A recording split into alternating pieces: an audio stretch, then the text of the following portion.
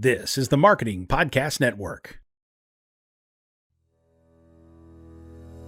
Welcome to Uncorking a Story, the podcast that introduces you to the rich world of storytellers who share their personal journeys, creative processes, and the stories behind their stories, one conversation at a time. I'm your host, Mike Carlin, and I'm thrilled to be part of your writing journey. If you're an aspiring writer, a literary enthusiast, or simply someone who believes in the transformative power of words, you've come to the right place. Every week, we'll pop the cork on the world of successful storytellers and give you a healthy pour of inspiration, insight, and empowerment. My mission is to help writers like you realize your full potential through the transformative and therapeutic power of writing. Whether you're just starting your literary voyage or looking to refine your craft, I'm here to provide you with the knowledge, inspiration, and encouragement you need to embark on your own storytelling adventure. So, are you ready to uncork your story and let your creativity flow? Uncorking a Story is about to begin. Sit back, relax, and let the transformative magic of storytelling whisk you away. Welcome to Uncorking a Story. Lori Brand is a lifting enthusiast, group fitness instructor, yoga teacher, and software quality engineer. In past lives, she's been a gymnast, dancer, Playboy model, and bodybuilder. Her time in the body wars trenches led her a realization that getting strong rather than shrinking is the way out. In an effort to spread the word, she'd had articles written and published in Strong Fitness Magazine, T Nation, Inside Fitness Magazine, Redefine Fitness Magazine, and more. She joins me today on Uncorking a Story to discuss her career and debut novel, Bodies to Die For. Welcome to Uncorking a Story, Lori. Thank you. Thank you so much for having me. Lori, I'm excited to have you here, and I'm curious, where does your story as an author begin? So I'm actually going to say that my story begins when I was 10 years old. When I was 10 years old, my dance instructor, in an effort to lose weight, had her jaw wired shut. And it left a huge impression on me. My mom was driving me to dance one day, and in the car, just kind of offhandedly said, "Oh, Barb's going to have Jill. Jill was her assistant. Jill's going to be teaching today. She'll be teaching for the next few months. Barb will still be there. She'll be off in the corner. She'll have a notepad, and she'll take notes, and she'll just communicate with Jill via the notes." And I said, why, right? And I said, "Well, Barb had her jaw wired shut." And I was just like, "What? Like, what are you talking about, right?" And she was like, "Well, yeah, she did." I said, "Why, right?" So Barb wanted to lose some weight. And I was asking her all these questions, but we lived pretty close to the dance studio. And all of a sudden we were pulling out, and we still had more questions. My mom was like, no, I'll let you go to dance, and don't go in there asking people because you'll just make her embarrassed. So don't go in there, right? Or don't say anything. And so I went in there, and and the thing that really got me is all these other moms are dropping their daughters off too. And so some were walking them in, and like nobody was freaking out. Like this was like everybody was like just like cool with it.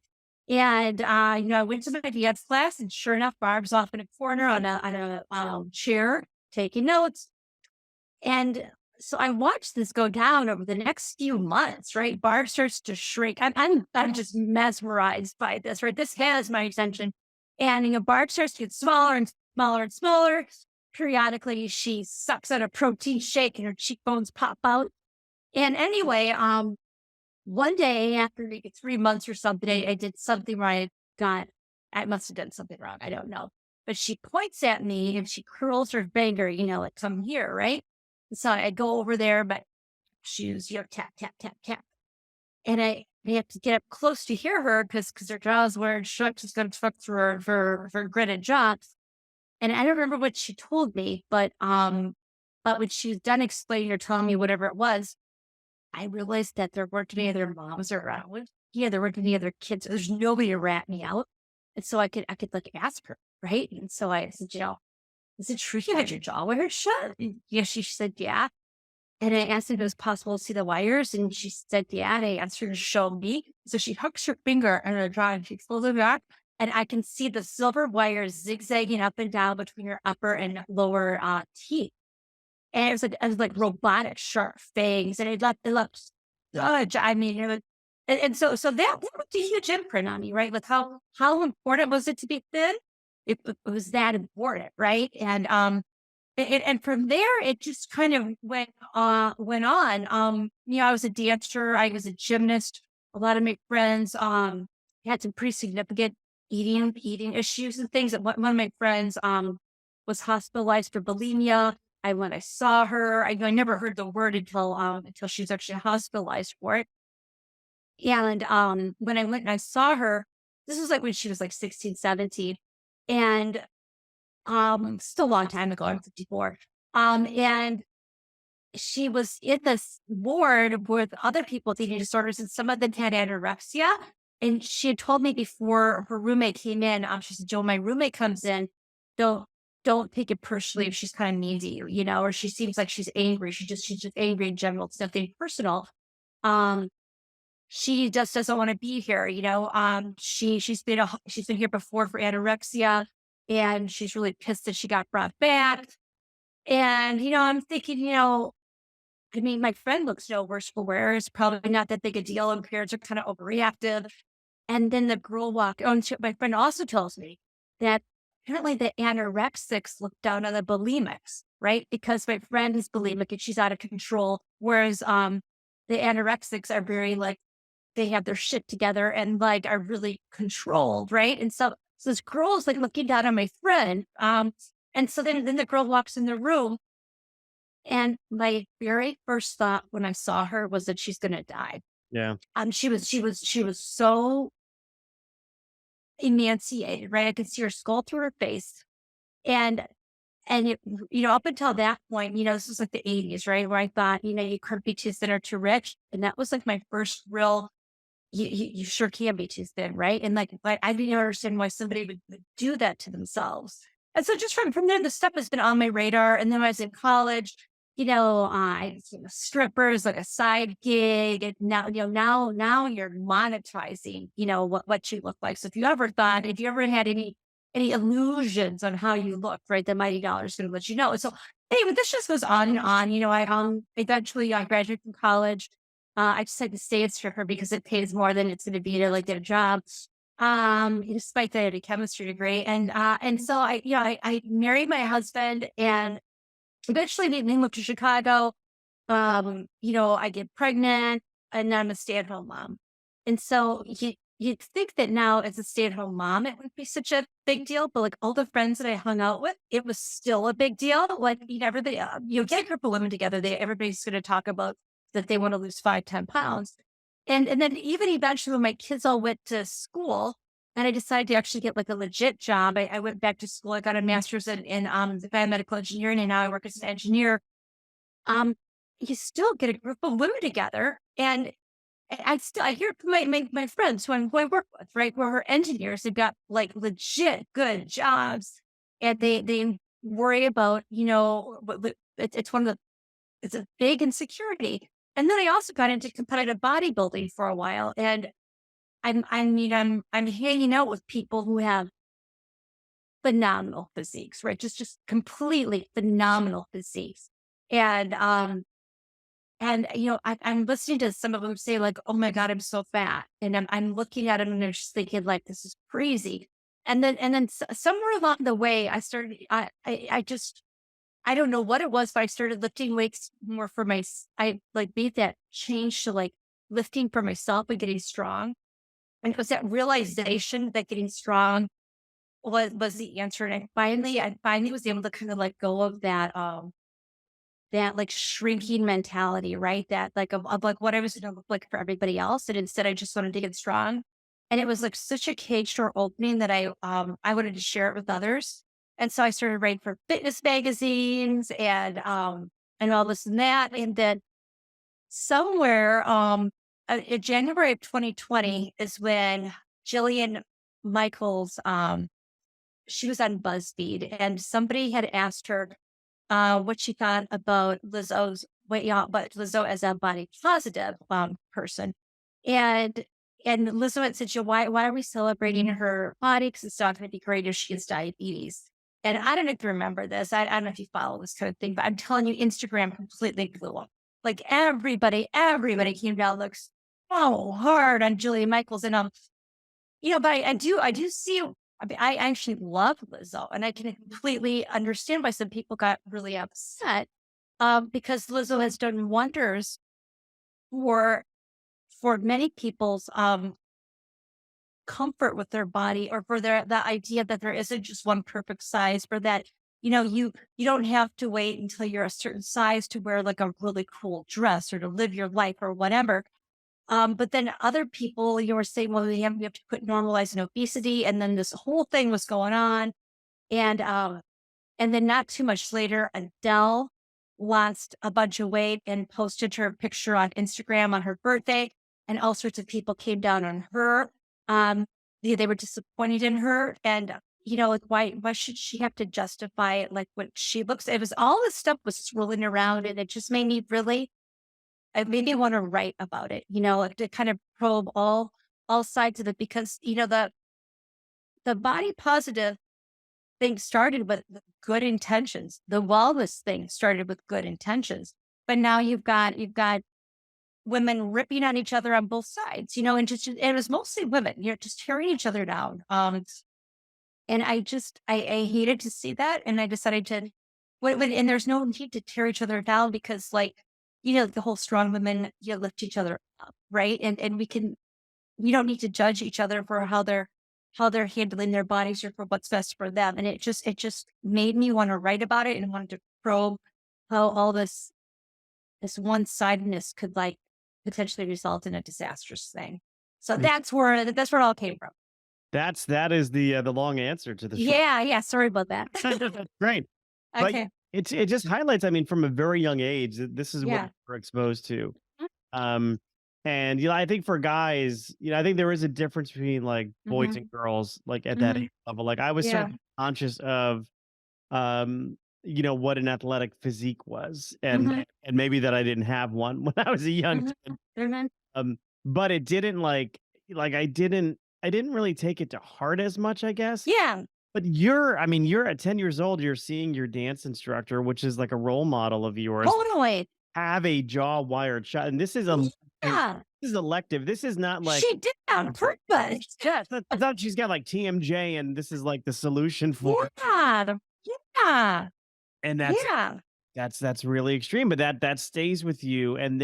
Very much. And then yeah, I mean just yeah, I remember the Jillian Michaels thing and Lizzo. Yeah. And like in my head, I'm like, I really don't think Jillian Michaels was malicious about that. Right. She wasn't, right? She wasn't, but I mean, she had hate. She had death threats. She had. I mean, it was crazy the amount of vitriol that came her way as a result. She apologized within 24 hours. She apologized, but people just did not let her live it down, man. It really, really, and there was a lot of hatred for her. But Like, she does point yeah, out truth. It's not like there's an untruth in her statement. Like it would be yeah, terrible if Lizzo got diabetes. yeah, yeah, yeah, What- yeah, yeah, Anybody like doesn't take care of their health. yeah, Okay. yeah, yeah, yeah, and it really made me want to just kind of probe that, and it's, especially with the Adele thing, right, where she lost a bunch of weight and people were disappointed in her. Yeah. Yeah, it's like, why does she owe you her body? Well, I remember Yeah, like this is completely different. yeah, yeah. Back in the 60s, Bob Dylan, was a folk Uh-huh. musician. When Okay. he showed up at the Newport Folk Festival with an electric guitar, everybody shunned him. Like Oh, how really? how could you do this to us? Yeah, yeah, yeah, yeah, yeah, And yeah, but people are projecting either yeah, themselves onto her yeah, versus kind of, yeah. she did a great job by getting healthy. And I know Kelly Mhm, Clarkson is doing this mhm, thing right now. yeah, Uh, but what I really loved about your story, mhm, just to bring it back to you, because yeah, we're uncorking your story, not Jillian, yeah, yeah, yeah. is kind of your change in mindset, fitness and Mhm, diet as a way of gaining something mhm, versus losing something. And yep, from what you told me, from what I understand, you're gaining fitness, you're gaining mhm, strength. You're not trying to lose something. right. It's a Like, complete change in mindset. yeah, Yeah, yeah, yeah. I think of that, instead of looking at, like, what you can't eat so that you shrink, you instead look at what you eat as, it's to nourish you. right? To support your health, to support your body, because you want to get strong. You have that goal of, I want to be able to do a pull up. I want to be able to do two pull ups, three pull ups, or I want to be able to, to be running, right? Maybe I want to like run a mile, or maybe I want to run 2 miles, or maybe I want to snatch 100 pounds. I can't snatch 100 pounds. I wish I could. But it's but whatever it is for you. And that's why in Bodies to Die For, I have Ashley. Ashley is the one who's overweight. I have her take up boxing.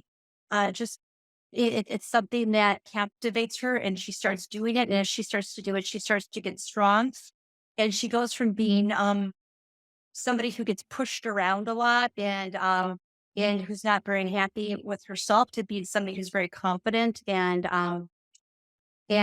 just living life instead of like waiting until she loses a certain amount of weight to like live her life. She just starts to live her life like, oh, Yeah. So yeah, So yeah, that's a good segue into Bodies to Dive. yeah, What can you share with us about sort of like how this book came to you, your motivation yeah. to write it, and Mhm. and then eventually what it's all about?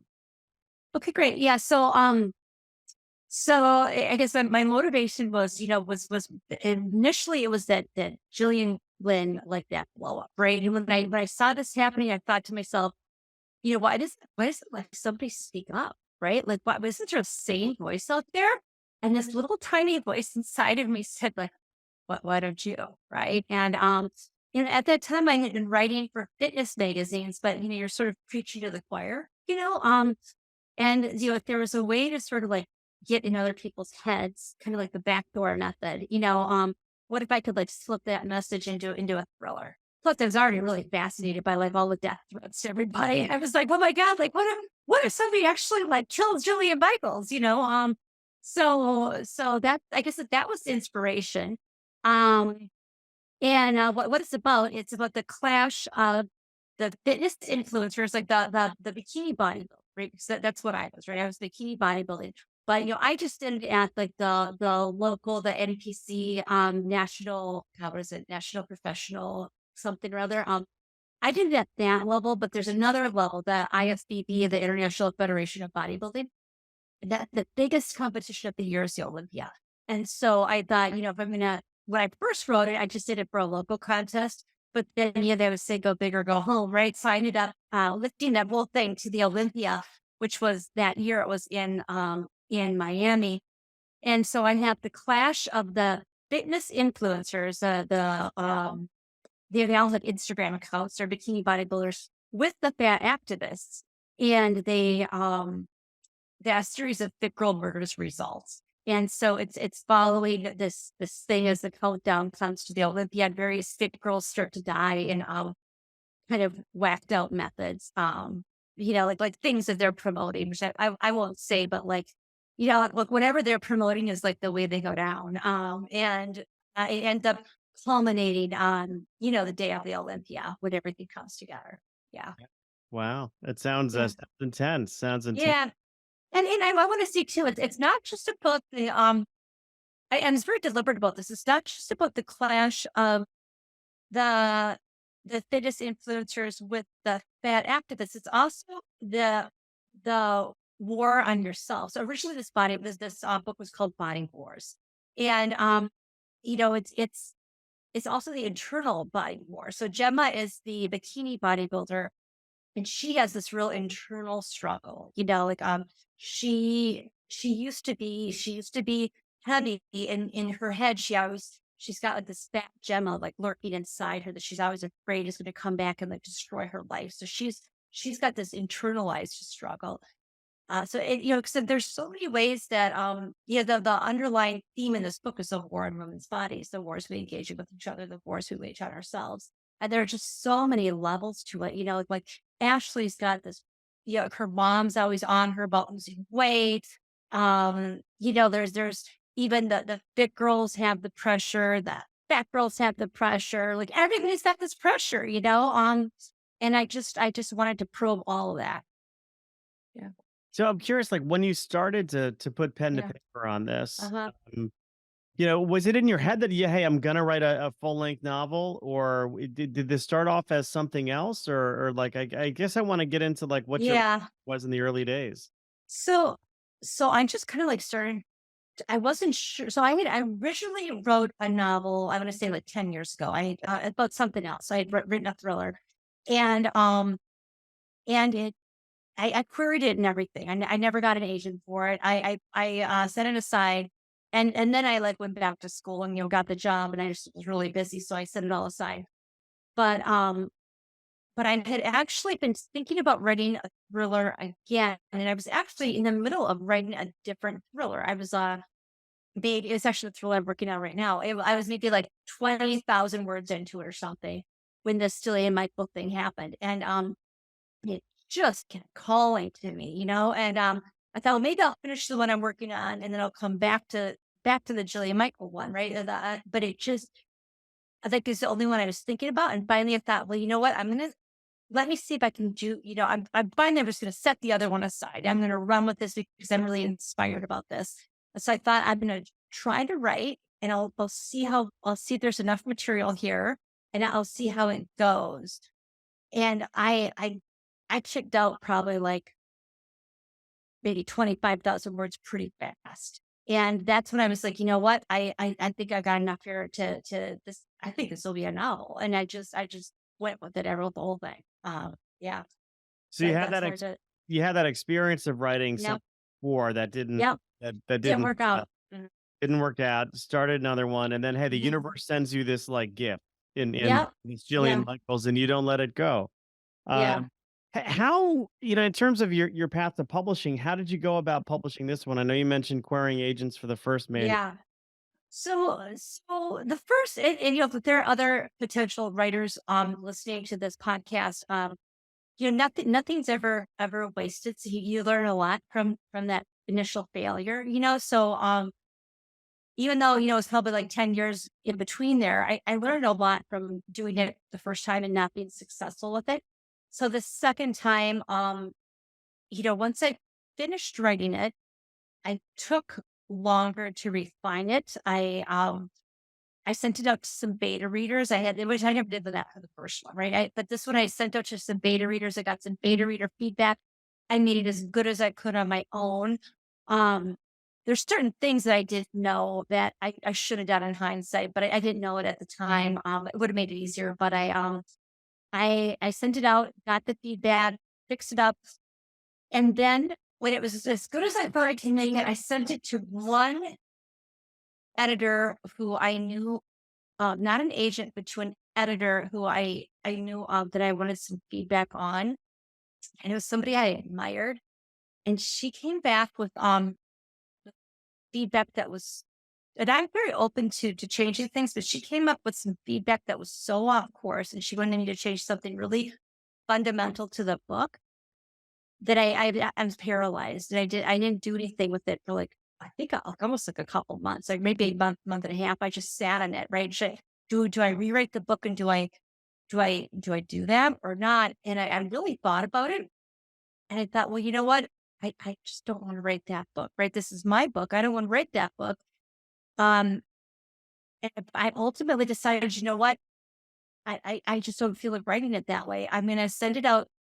I'll send it out to one. So I looked on Query Tracker, which it tells you how fast people get back to different queries. So I picked an agent that got back to people like within like a couple days, right? I'm like, I'm going to send it to her. I'll see like what she says, and I'll see if she likes it. And I thought what I would do is that I would send it to 10 people, see if anybody liked it, a query, and then I would decide. But I sent it to her on a Sunday afternoon at like 1 o'clock, and at 1:05, she got right back to me and she asked for a full and a synopsis. And I didn't have a synopsis. So I spent Sunday afternoon writing a synopsis. I sent her the materials at 8 at night. But that gave me I thought, well, okay, right. And so then I sent it off to like 10 people. And then I kind of went on in that fashion, setting it off, getting rejections or hearing nothing from anybody. I got some requests for some fulls, some requests for some partials. Um, and I had also been querying women because I thought that this was something that only women would respond to. I didn't bother to query men. But there was one agent who I was familiar with, who I really admire. And I thought, you know what? Screw it. I'm gonna send it to this one guy, right? Just this one guy. He's way too out of my league, but I'm gonna send it to him anyway because you miss 100% of the shots you don't. So I sent it to him on a Saturday night at like 8 or 9 or 10 o'clock or something like that. And then I went to bed. I woke up at 2 in the morning, and if you've ever, and anybody who's listening to this who's in the querying trenches, you check your email constantly. So it's like 2 in the morning. What do I do? I look at my phone, I check my email, and the agent's name was Shane Solero. He said he's not my agent, but he got back to me. I was like, he had emailed me in the middle of the night, and he said, this is actually pretty good. He goes, I'm actually not taking any clients right now. I can't take any new clients. But there's a newer agent that I know that might be interested in this, and he CC'd that newer agent, and he said, let me send it his way. And I was just shocked out of my mind. And I sent him an email back thanking him. And then he even replied back again, like 15 minutes later. This is how it get. Yeah, he's in California, but this is like 1 in the morning, like his time. He like replies back and he sends, goes, one more thing. If you could get the tone right, I think he might have something here. He goes, I think, like, I'm thinking the tone should be subversive. And so I wrote the word subversive on a post-it note and I put it in my bathroom vanity. And it kind of like is like my North Star. And that agent that he recommended, Jackson Keeler, he and I got in touch, and a couple of I sent Jackson the full, and a couple of weeks later, Jackson signed me. So that was how it went down. That's how I got my agent. That's a great story. That's Yeah, it really and is. it shows your persistence and your smarts Yeah. learning as well, Yeah. and good for you on sort of going against your initial sort of Yeah. is to not query a dude and I just didn't think anyone would be, but then get this. So then Jackson and I, we work on that. We work on it, and again, if anybody is listening to this who writes a book, just understand that like you will rewrite this book a million times. Okay. So even after we can make it, what did Jackson and I do? Rewrite the book a million times, right? So he and I rewrite the book a million times. Then he takes it out to different publishing and prints, and he takes it to like all women except this one imprint, Blackstone. He took it to Daniel. I don't know if I pronounced Daniel's last name, Aaron Hart or something like that, who's the aquarium editor at Blackstone. And I didn't think, again, it's a guy. I didn't think he'd be interested in, liked it, and Blackstone bought it. So, in hindsight, I mean, I guess it has, and we also, after we sold it, Jackson also set up a meeting with, we didn't sell it yet, the film rights, but we did have a meeting with a producer, a movie, TV producer who was potentially interested. And that was a guy. And I will never forget during our Zoom call, he had read the book and he was talking about how it really spoke to him because when he was a kid, his parents used to send him up to cat camp. And so it spoke to him too. So I guess it's not just for women. So I was really pleasantly surprised by that, yeah, you know? it's a Yeah. great success story. It's a great success Yeah. story. Yeah. One of the things that I know authors, especially new authors, struggle with is Mhm. building a platform. And Yeah. it's something that agents are looking for. And you had written for some, articles in fitness magazines. Mhm. I'm curious, like, how much did that come into play? Do you think that came into play Yeah. to get an agent to take you on? I think it lent some credibility to the subject matter I was writing about. I think, I also think it shows, especially for Strong Fitness Magazine, I've written a fair amount of articles for them. I think it shows that if you've written more than one article with the magazine, I think it demonstrates that you could take feedback, right? I've probably written, I don't know, like 8 articles for Strong Fitness Magazine. So they want to keep working with me if I probably couldn't take feedback. So I think it demonstrates also that I'm somewhat committed to writing, right? I'm not just I'm trying different things. I'm throwing myself out there. I think it just demonstrates a willingness to put yourself out there. Yeah, you put yourself in a vulnerable position, putting yourself out there, and I think it just demonstrates that you're willing to do it. Yeah. You know, yeah. So I think Yeah. it helped. And then, you've been putting yourself in vulnerable positions your entire Hmm. life. I mean, Yeah, listening yeah, to you talk about some of your past career choices. Yeah. It's hard to get Yeah. much more vulnerable than, in a Yeah. technical way than that. Yeah. Yeah. Yeah. I mean, I'll go back to like being a stripper, right? Like so I worked at Solid Gold and then the Dollhouse and so like these gentlemen's clubs they're pretty nice. But you're still, you walk up to people and you ask if they want to dance and you get turned down, left and right.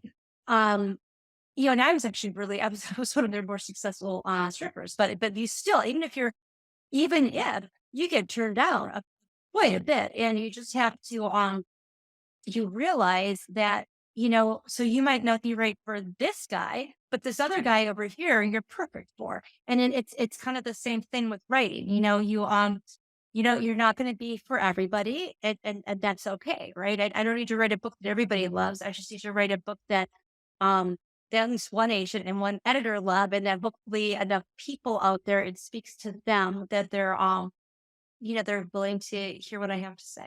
Yeah, I mean, right when you said that, I'm thinking that's a parallel to writing, It is. getting an agent. You might Yeah. not be right for everybody. You're going to get a lot of rejection, Oh, tons. but you're going to get your yes if you're persistent about it and you have something Yeah. that's worth reading.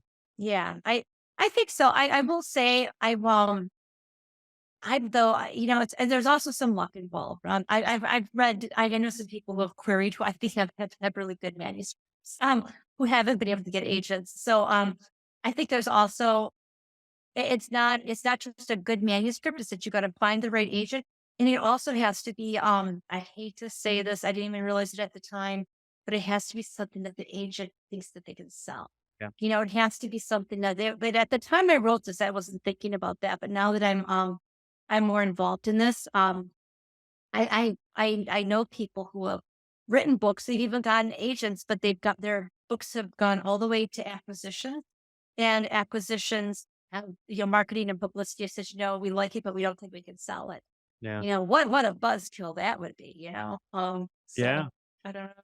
I know you mentioned changing the name of the novel. Yes. Oh, Tell yeah. me the backstory to changing the name. Oh, just what killed me.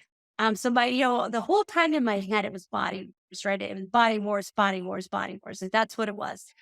And I remember this very well. I was at work. So we're the company I work for now, we're back in the office 3 days a week. And it must have been like a Tuesday or Wednesday or something. I'm in the office. And so I check my email on my phone. Yeah, just to see what's going on. And lo and behold, my editor, you know, he's such a nice guy. Daniel's such a nice guy. He doesn't tell me we hacked, but he says, he's been in discussions with the other people, at Blackstone. And apparently they're all in agreement. They all think, these are people with experience, and they are concerned that body wars, it doesn't immediately say throw it. So if you see something titled Body Wars, how do you know it's not nonfiction? Like, what's it about? And that it doesn't make you pick it up, even if it doesn't make a reader pick it up, even if it's the perfect book form, if nobody picks it up, if the people who like thrillers don't pick it up, you're not going to get them to read that book. So he asked very nicely if I would consider changing the title. And I said, so I wrote back, let me see what I can come up with. And this is like in the middle of a work day, but I was like, so I spent my lunch hour. I just kicked out, like, I probably sent him 20, 30 possibilities, but Bodies to Die For was at the top. I thought that this would probably be the best. He gave me like some criteria, and I can't remember what the criteria is, but there's certain things that a thriller title should be. There were like 3 different things. They had to be like one of this or this or this or something. And so I picked out a bunch, and I sent them to him, and my agent was CC'd on it. And Daniel got back to me within like 15 minutes, and he said, I think Bodies to Die For is a winner. Are you okay with it? And I said, sure. And it was like all done. It was over, and that's what it was. And it took me months to get my head around it. I'd be telling people, I'd be out and about, and it would come up there with a book, and people say, oh, what's the title of it? I'd like, hold on, I got to remember. Oh yeah. Because I kept wanting to call it Body Wars, but I finally got my head around it. Well, I think it's another smart decision on your part to listen to Uh-huh. those people who know Yeah. what they're doing, right? So Yeah. they have sold more books than you have. Yeah. And Right. they Right. have Right. marketed more books. So did the fact that it wasn't a hard no for you and that you were open to reconsidering it. Yeah. And I do think, like, when I think thriller, Uh-huh. Body to Die For does sound thriller to me versus Yeah. bodybuilding, which, Yep. could be the name of a reality TV show. It could be the name of something that is nonfiction. So as Yeah. good of a title as it is, Mhm. sometimes there's a better one out there. Yeah. And now if I would have been, say, somebody like, say, Stephen King, you automatically know what he writes. Right. So you can date it whatever you want, right? Right. Because the people see that author, they go, oh, well, I know what that is, right? But I'm not that person. So I need them to immediately know that it's a thriller. Well, Or at not least to yet. think it Not is. yet. You're Yeah. not that person yet. Okay. Yeah. Yeah. Yeah, not yet. Okay. There's a lot of runway ahead of you. Okay. I always like to get to know my guests a little bit more through Uh-huh. pop culture, so I'm curious. Uh-huh. Uh-huh. Uh, when you were younger, Lori, what were some of Uh-huh. your favorite things to watch on TV? Charlie's Angels. I That was loved Charlie's Angels. That was like, and my I didn't watch a lot of TV. My parents they really kind of dribbled that out, right? So but I watched I saw like Love Boat, Fantasy Island, Dukes of Hazzard, Brady Bunch, Three's Company, but Charlie's Angels was my favorite. Man, I loved that. When I was a kid, I wanted to be a Charlie's Angel when I grew up.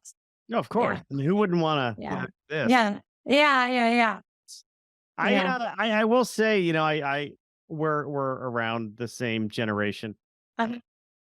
because all those shows ring true for me. I mean, every Uh-huh. one of them. I will say I did not love the Charlie's Angels reboot when it hit the movies with like, Demi Moore. was it Demi Moore? I know She was in it. She made a Lucy, guest appearance. She made a guest it was appearance. Lucy Liu, Yeah, I know she Demi made. Moore. Yeah, but Debbie Moore had a cameo. Debbie Yeah. Moore had a cameo. Yeah. Yeah, it wasn't quite as good as the original, but I was a kid when I saw the original, so it had But a I huge impact. I Yeah. felt the same way about Chips. So Chips was one of my Okay. favorite shows, and then they Okay. did a movie, and who did it? The guy Dax Shepard did it, and I love him. Okay. I love his work. Yeah. It just like took away like the innocence of that show. Yeah. So I don't know. I don't know. Yeah.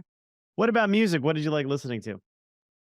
So I like when I was a kid or right now. When you were a kid. Oh, when I was a kid for music? I don't know, just like the radio, like pop radio, like whatever was on, whatever was like I went to, well, now I'm gonna go like when I was like 16, like went to like a Def Leppard concert. Nothing I wrong with like, that. yeah, I just like, oh gosh, what was that one song? We're not gonna take it. Who's the Twisted That's Twisted Sister? Sister. Yeah, yeah, yeah. I like Twisted. I never went to that concert though, but I liked that. So Oh, like rock and roll. Yeah. I interviewed the guitarist for Twisted Sister on the show Really? a few years ago. Yeah, very, Okay. very, very smart man. Very Okay. smart guy. I believe Uh, it. And yeah, very interesting story too about the history of that band. But I digress. Yeah. Yeah, no, I Def Leppard. What year was that? Would you say like 87-ish or I'm So I think the Pour Some Sugar tour on was maybe, probably about 87. I remember wearing the t-shirt. I bought a t-shirt there and I wanted to wear it to school the next day. And it said Pour Some Sugar on me. And I was wearing it at the breakfast table. My mom said, well, oh no, you can't wear that to school. And I was like, what? She didn't let me wear it because she thought it was just too, I don't know. And so I had to take it off. And then it's like the following week, I like smuggled it to school underneath the sweatshirt and wore it. But it just took away something because you gotta wear the shirt the day after the concert. But yeah, yeah. And then if you could go back in time and whisper some words of advice into your younger self's ear, maybe it's that 10-year-old in dance class who's seeing Mhm. her instructor wire her jaw. Yeah. Like what words of advice would you give your younger self? To be true to yourself, to believe in yourself, and just to really focus on being strong. Because it's a world that if you're not strong, it will crater you, it will cave you, it will twist you until you conform to it. And there might be that might not be in your best interests, So you got to sort of guide your true north and just stay there. And if she said back to you, what Mhm. is strong? How would you define strong for her? So I do things right. I think you have to be mentally strong, and that's why I'm such a huge fan of lifting weights because I think it makes you mentally strong. It's mental strength.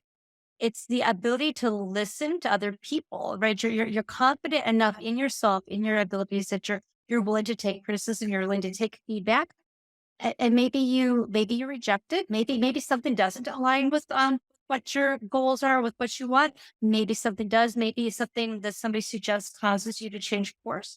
But to trust yourself and to believe yourself that you've got the critical thinking skills to get through this. That's usually just what I fall back on. I'm old enough now that I figure I've had enough experience that I know if I steer the course, I can probably wiggle through it and be okay. Yeah. Yeah. Well, Lori, where can people learn more about you if they want to follow you either on social media or go to a Mhm. website? Do you have anything you can share with the audience? Yeah. So for Instagram, I'm at Lori Brand Writes and Lips. And my website is just Lori Brand Writes. And that's pretty much yeah. Well, I guess I'm on LinkedIn, right? Lori Brand. I'm on LinkedIn too. I don't really go to TikTok that much. I posted a few times, but I really I'm not real great about TikTok. No. Yeah. I'll put links to all of that in our show notes as well as links to where people can buy your book. Uh-huh. This has been a fun conversation, Lori. Thank you for Thank you stopping so by. much. Well, thank you for letting me uncork your story. Okay, thank you so much.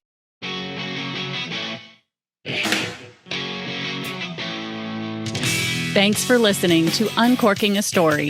If you'd like more information about today's guest or to find out more about Mike, go to uncorkingastory.com. If you enjoyed the show, please subscribe, rate, and review us at Apple Podcasts, Spotify, or wherever you get your podcasts. Tune in every week to hear Mike Carlin uncork a new story.